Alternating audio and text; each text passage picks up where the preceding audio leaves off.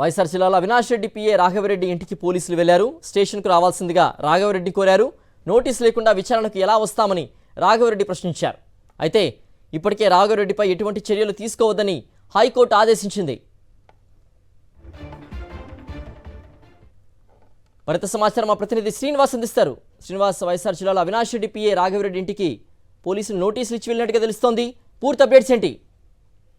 సిద్ధు, ఏదైతే YS Avinash Reddy PA Raghava Reddy ఇంటికి ఈ రోజు పులివెందుల పోలీసులు వెళ్లారు. ఆయన్ని విచారణకి రావాల్సిందిగా ఉన్నతాధికారులు చెప్పారని చెప్పేసి పిలిచినటువంటి పరిస్థితి ఉంది. అయితే విచారణకు తాము సహకరిస్తామని, అయితే ఎట్టి పరిస్థితుల్లో కూడా నోటీసులు లేకుండా విచారణకు ఏ విధంగా వస్తామని చెప్పేసి ఏదైతే రాఘవరెడ్డి ఆయన తరపునటువంటి అడ్వకేట్ వీళ్ళు కూడా మాట్లాడినటువంటి పరిస్థితి ఉంది. దీంతో పోలీసులు వెందిరిగిన నేపథ్యం అవుతుంది. ఎందుకంటే వాస్తవంగా వర్ర రవీంద్రారెడ్డి కేసులో రాఘవరెడ్డిని కూడా అదుపులోకి తీసుకోవాలని చెప్పి గతంలో కూడా ఇంటి దగ్గరికి వచ్చి సెర్చ్ చేసినటువంటి పరిస్థితులు ఉన్నాయి. ఆయన కోసం వెతుకులాట టీమ్స్ ను కూడా ఏర్పాటు చేసిన నేపథ్యం అవుతుంది. అయితే తన హక్కులకు భంగం కలుగుతుందని చెప్పేసి రాఘవరెడ్డి హైకోర్టును ఆశ్రయించడం జరిగింది. హైకోర్టులో ఏది కూడా ఇప్పటికే 2 సార్లు వాయిదా వేశారు. వాయిదా వేస్తూ అతని మీద ఎటువంటి కఠిన చర్యలు తీసుకోవద్దు, హైకోర్టు ఒక స్పష్టమైన నిర్ణయం ఇచ్చే వరకు కూడా, అంటే ముందస్తు బెయిల్ కోసం ఆయన దరఖాస్తు చేసినటువంటి నేపథ్యం అవుతుంది. ముందస్తు బెయిల్ మీద విచారణ పూర్తయ్యే వరకు కూడా అతని మీద ఎటువంటి కఠిన చర్యలు తీసుకోవద్దని చెప్పేసి హైకోర్టు ఆదేశాలు ఇచ్చినటువంటి పరిస్థితి. ఈ నేపథ్యంలో పోలీసులు ఈ రోజు